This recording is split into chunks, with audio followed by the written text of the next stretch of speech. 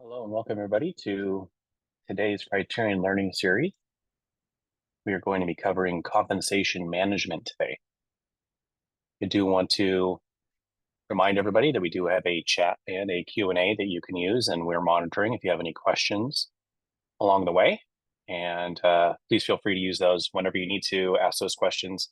I'll try to monitor them. We do have somebody else monitoring them too, so we'll try to get back to them. And if we have time at the end, I'll revisit some of those questions so we can share those with others who might have missed the question or would like to see the answers to those questions. So let me go ahead and switch over to my browser now, and we'll be able to see what compensation management looks like in the system.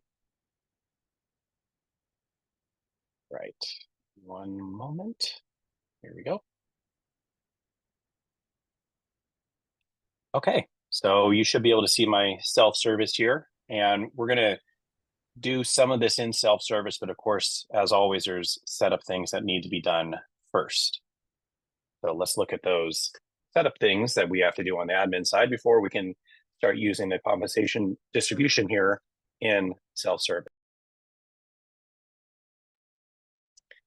So I already have my settings open here. So I've done a little bit of pre-work in here. So the very first thing that we need to do is to set up a workflow for this, because the workflow is a requirement when we're doing compensation distribution.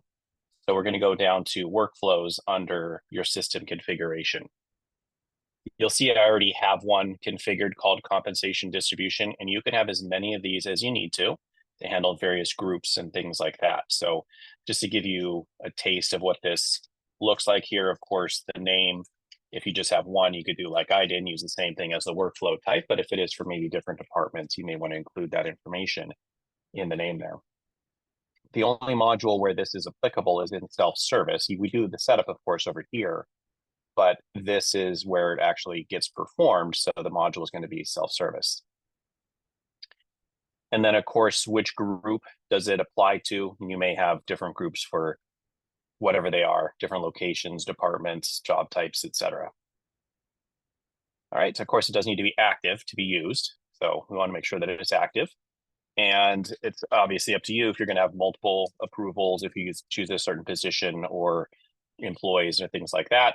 And then the confirmation text, which would allow you to collect signatures. If you would like to have something besides the generic confirmation, you can put something in there. I do like to point out that as soon as you start typing in here, you'll notice that we have this box that says require signature.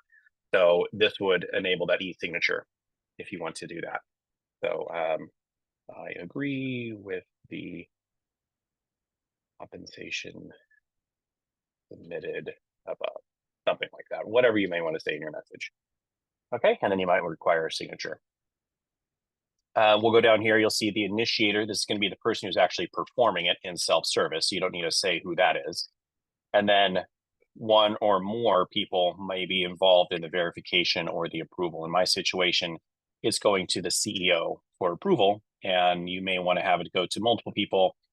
You may want to have notifications and so forth. So you can add whatever you like in here for your situation. Okay, so that's, just in a nutshell what the workflow would look like in here. And of course, you'd want to save it when you're done with that. All right, now, another thing that may be involved in your compensation management would be if you're going to include the results of a performance review in the distribution, whether it's part of the increases or you just want to show that information to the performer. So you may recall a couple of weeks ago, if you joined us, that we did talk about how you set these up. I'm just going to very briefly go over what I did. As I set up one called annual comp review, and I assigned it to the manager, and it's distributed out for people to perform that review. So I'm not going to go into the full setup of this thing. We did that a couple of weeks ago, and you can certainly revisit that video. But if you want to use one in your review, in your compensation distribution, you need to set that up. Okay.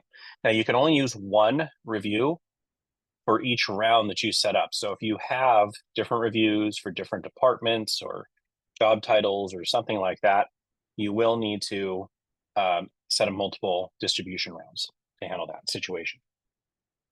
So let's talk about distribution rounds. Now, before I get into that, which is obviously the key to this, we do have a feature that we released, I believe it was in the last release, where you can have the system show a merit increase recommendation when they're performing the review, the compensation review.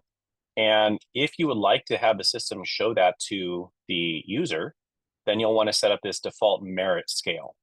So let me just go over this very quickly here. What you would do, of course, when you first come in here, if you've never touched it before, it's going to be blank. So you click add, and it's going to look something like this, except for you're not going to have the ratings here because that's what you add. So you'll give it a name. And just like before, you may need to set one up for different departments or things like that. So I called it merit increase scale. And then you'll add these different levels. So you'll see here the settings in here. Now, when you do this, you want to do this in ascending order. So start with your lowest scale. In my situation, 0 to 50, there is no default increase percentage. So this is going to look at the score on a performance review. And let's say somebody got a 45%, it would recommend 0%. Now, you can do whatever you like. That's what I chose to do in this setting, but you can do whatever you like. And of course, this means you're going to include 50%. So if they happen to get 50 on the dot, you want to include that in this, you can. Otherwise, what we'll do is it will not include this, and this will go to the next one. So like from 50 to 60, it would include 50 on the dot in the next one. That's what this checkbox is for. Okay, so you can see how I have these set up. And you'll notice why you do it in ascending orders, because it will fill in the gaps. So if I just did 100, it would say 0 to 100 is 12%, and I wouldn't have those other things in there. So you'd want to go your lowest first and then your next. So 0 to 50, 50 to 60, it is 2%, and you can see 60 or 70 is 3%, etc. So you can add these in here as you like. All right, so once you have that configured, of course, you would save this, and then you can now use it in your distribution round. Now, this is not a requirement. Just like the review period is not a requirement if you're not going to use it. Now, this won't work if you don't use a review period, because it needs to compare it to the results of a review. So let's look at this here. Now, I have one already configured here because I started this for demo purposes here. So of course, this is by employer. You'll want to give it a name. So in my situation, 2024 comp review. The period, I'll show you what that means in a second here. This is what it shows the salary as on the comp management when somebody's actually performing this. So this would show their annual salary, and you have other options there if you want to show like the biweekly or the monthly or something like that. You could choose a different period if you want to show that rate. Here, the workflow, this is a requirement. So I had to choose this. That's why I had to set it up first. And then this is the date that they're going to start doing this. It doesn't mean they have to start on the first. It's just when it's going to open up. And this is the date that it's going to end. After this date, they cannot perform it anymore. And then this is the effective date if they go through and they complete it and they submit it and it's approved, when it will go through and update everybody's rates to the new rates.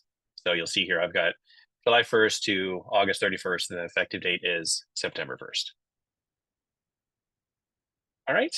Now, when you come into here, what's going to happen is that you're going to see your current salary budget. So it's going to go through everybody who is in the company. It's not necessarily the people who are going to be included in this particular round, because that's determined on the next one. But this is the entire company's budget. So 7.5 million in my situation here. I typed in $1 million here as the merit increase to be allocated, but I could also do a percentage. So if I wanted to say 10%, of course, it would do 750,000, et cetera, as that merit increase. So when I typed in $1 million, that was 13.3% of that right there. This is that scale I just talked about a couple of moments ago. If you would like to have a merit increase scale that you're going to use, you would select this here. And this is not a requirement, but I want to use it, so I'm going to put that right there. You'll see two checkboxes here. Are we allowed to go over this merit budget? So the merit budget is not just here, it's also in the managers. Are they allowed to go over the merit budget? Let's say I allocated $50,000 to some manager, and maybe everybody did a great job on the reviews and they did all the recommendations and ended up being 60,000. If I want to allow that to happen, then we'll check this off. If I don't, they'll have to make some choices and figure out how to get to that $50,000 budget. Same type of thing with a bonus. If you are going to do bonuses on a review, you may want to allow them to go over the bonus budget. Now, if you don't do merit, when you're performing the compensation management, it won't show that on there, and you could just do bonuses. And if I choose not to do bonus, it won't show anything about bonus, and it will just do merit. You can do both, or you can do one or the other. I've chosen to do both just to show you what that would look like here. When you're doing the view of this in self-service, there are certain columns that are going to show, for example, the employee's name and their current salary. If you would like to show some other columns, you can do that. Let me show you what those are, because I'm going to add a new one here. Let's do it real quick here to show you.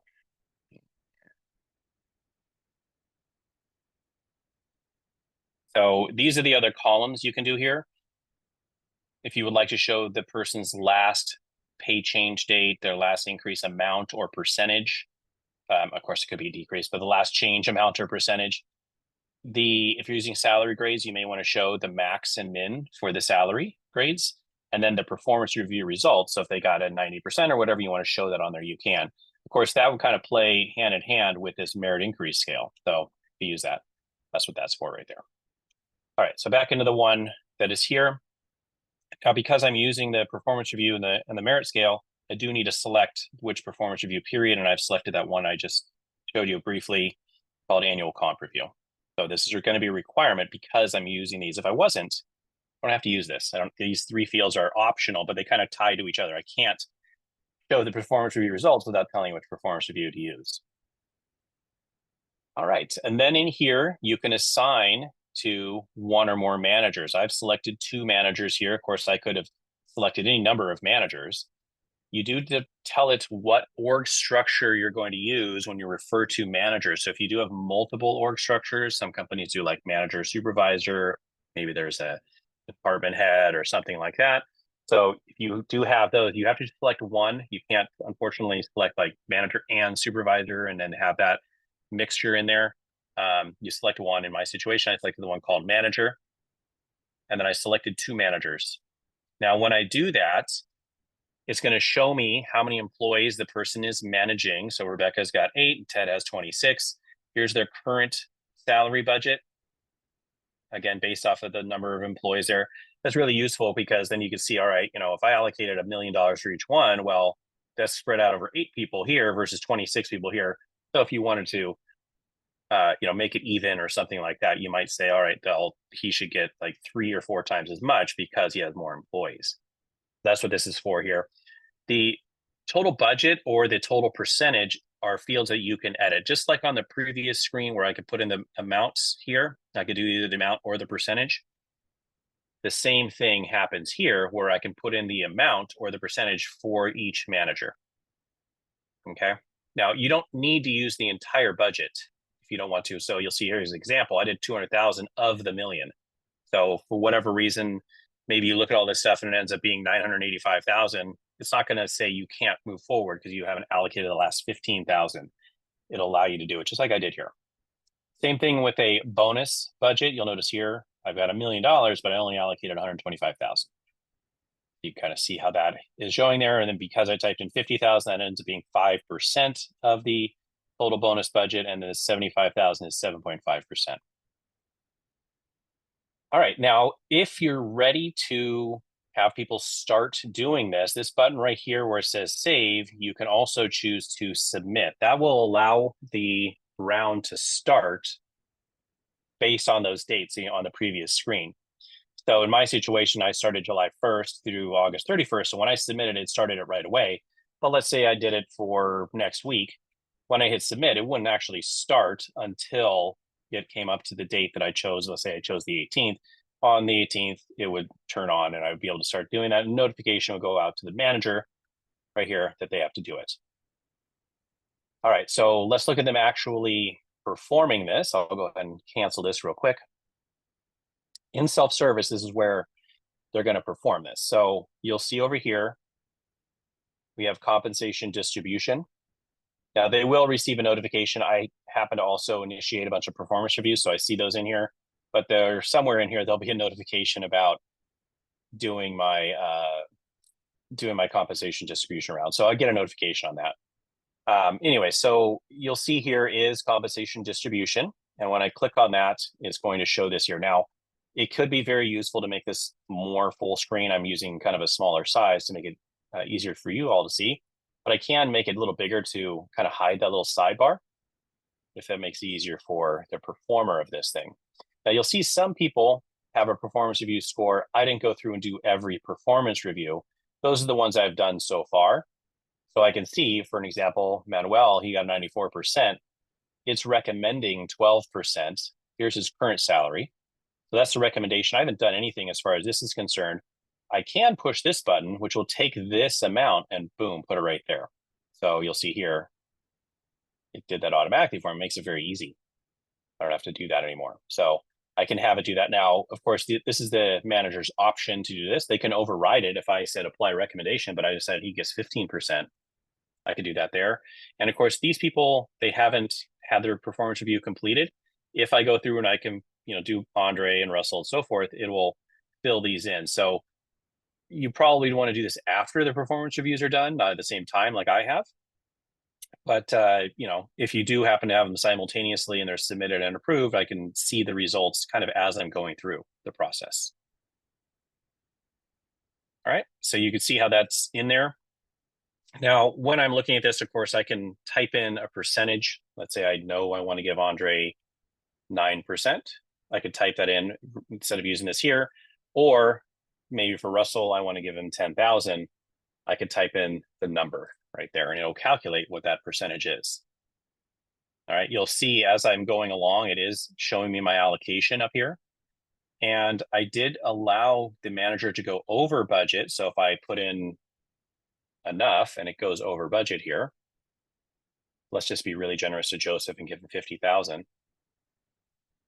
It does let me go over the budget. If I did not enable that, what would happen is this would be highlighted in red and I would not be able to submit this change because they're over the budget.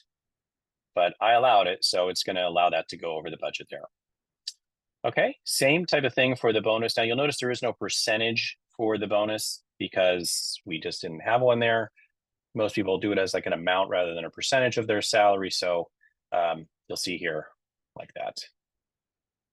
Okay, so very simple to just go through there. And again, it's going to show those numbers up there. So I'll do 5,000 or whatever. It's going to show that. I'm not sure where it doesn't show 10,000. That's weird. Let me type that in again.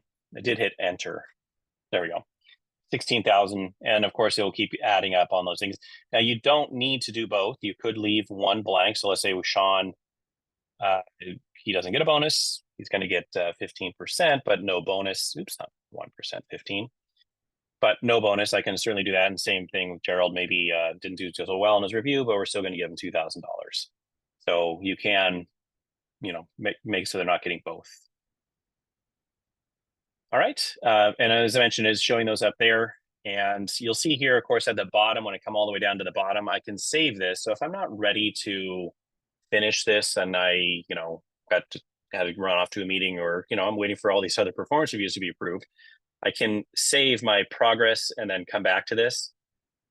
And, when I come back there, it'll save all those things there. The other thing is that as an administrator, you can review where people are with their distribution round. So I can come in here and I can see, well, Rebecca hasn't done anything. And then here I can see, interesting, it says saved. I think I need to let our team know this.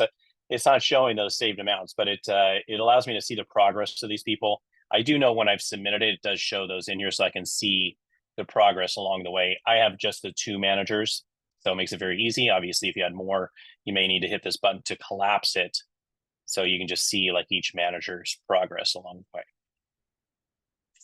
Okay, this button right here would stop the distribution around. So if I submitted it inadvertently and I wanted to go back and add a manager or something like that, I can hit recall. And you'll notice now it says it's not submitted. When I do that, it opens up a lot of the settings so I can change these things. Maybe I need to select a different manager or something like that. Let's just pick Rosemary and Albert here. I can add those people in here if I needed to. So I am able to make changes, but if I do that, it pulls it back from anybody who's already started on it. So be careful with that. But it could be useful if you accidentally submit it instead of just saving. So here you can see how I could do like this and maybe use 12%, something like that. So you can see how I can put the numbers in if I want to type those in just like that. All right, and then save this. And of course, when I'm ready to launch it, I can submit. That locks it in place again. And now when I come back here and refresh, I'll see that out there.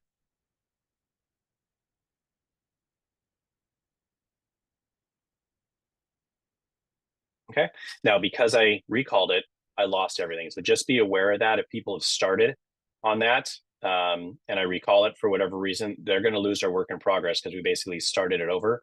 You won't be able to recall it if somebody's submitted or, of course, if it's already been approved.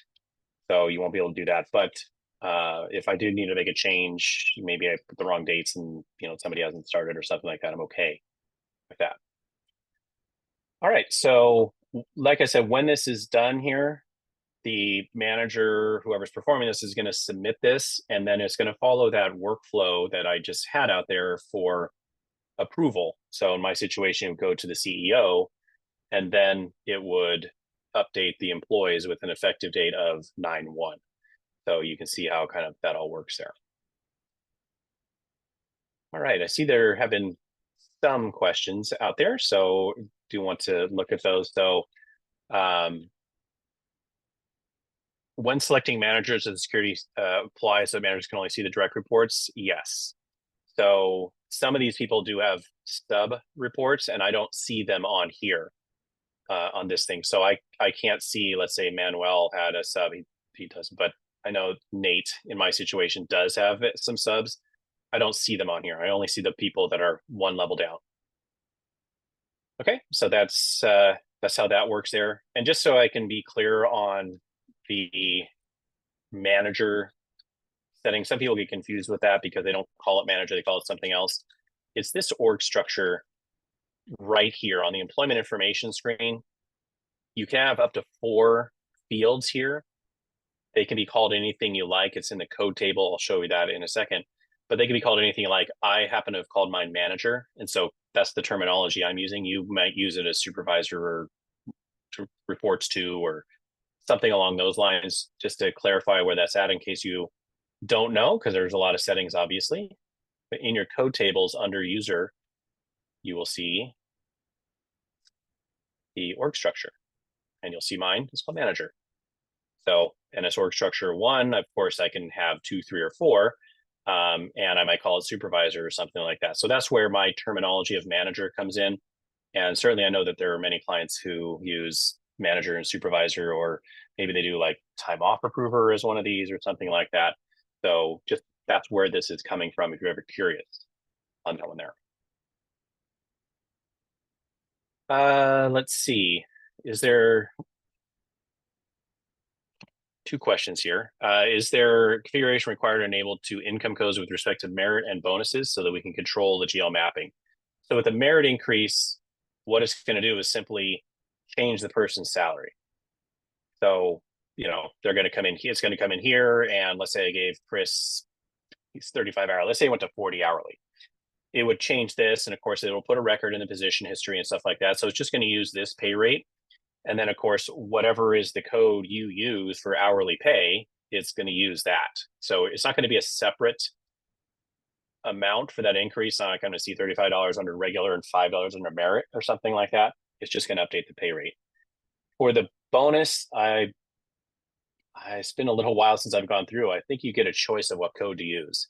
So if you have several codes, maybe you've got one called holiday bonus, another one called annual bonus or something like that, you would use that one there.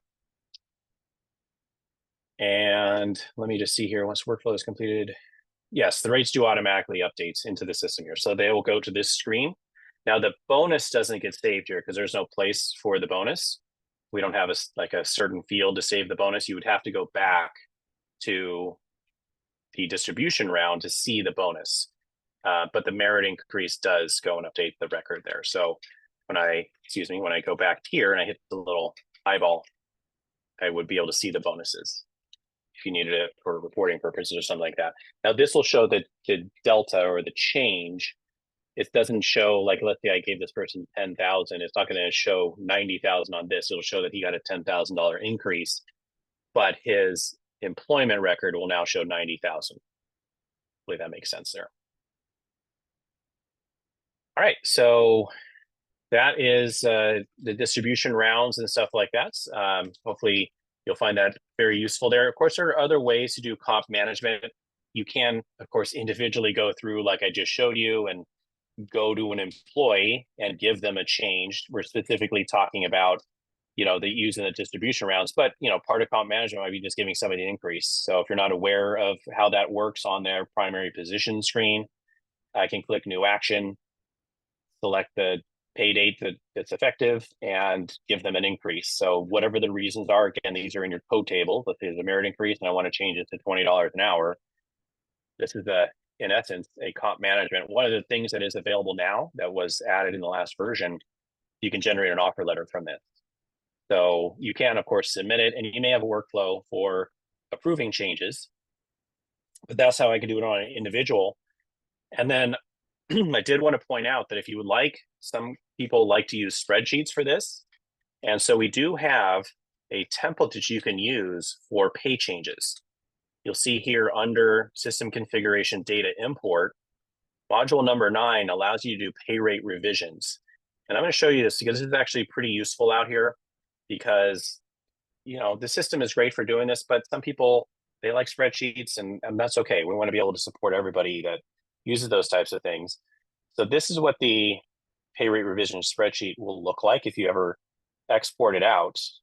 It looks like this. I think this is showing my spreadsheet. So here you'll see it exported out a list of all of my employees. These are all my active employees. So you may want to, break this up into different sheets for different managers or something like that. And so here's all their current information, including their current pay rates. And then I can come over here in the yellow columns and I can give somebody an increase. So I may want to say annually, which is Y for year, his new rate is going to be 105,000. And then if there's a salary grade, I can apply that in that situation. So I can do these. The salary grade is not a requirement, but the pay rate would be, because of course you're giving a change. All right, so you would just go through and, change this, maybe deleting other people and so forth. So you can easily go through this. I'm just going to go through real quick and remove everybody else to show you how this import will work. So of course you don't need to leave people there if they're not going to get an increase or a change. And it doesn't need to be an increase. It can be a decrease. But you'll see here, Frederick Bailey, he's going to 105. Let me save this and switch back.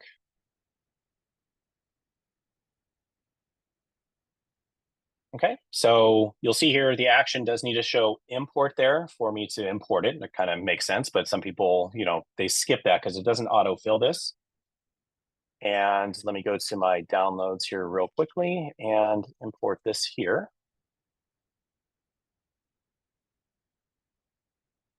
Okay, so that's the file I just updated. Here you'll see what is the reason. So when you're doing this, you are telling the system what's the reason. Now this is going to apply to everybody in the spreadsheet. So if there was a different reason for every person, then you would have to break it up in this situation.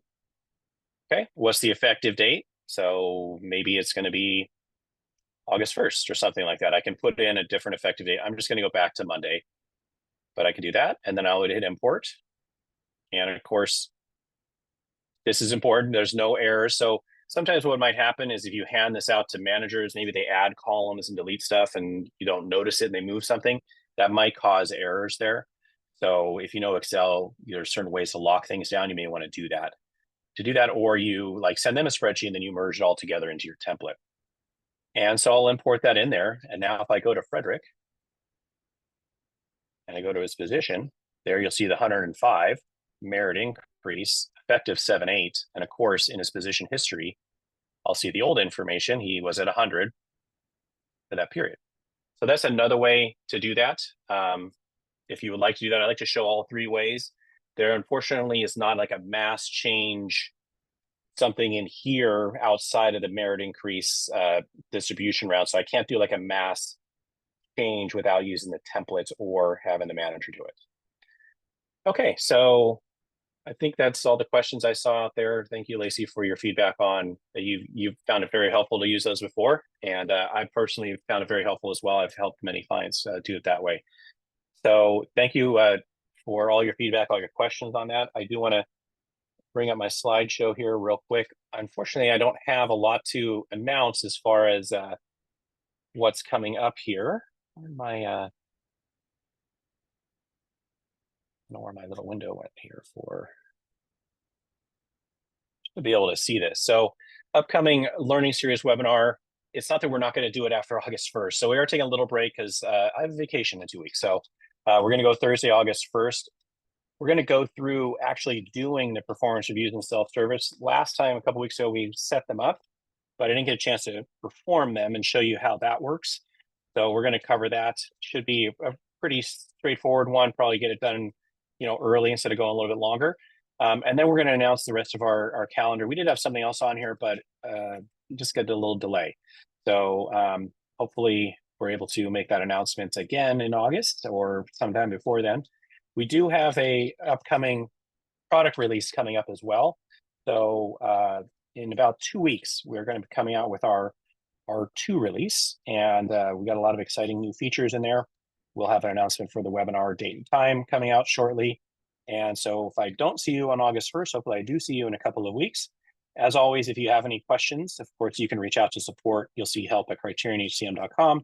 If you're working with a partner, of course, you can reach out to them and they can help you as well. So thank you for joining us today. I do appreciate it and hope you have a wonderful day.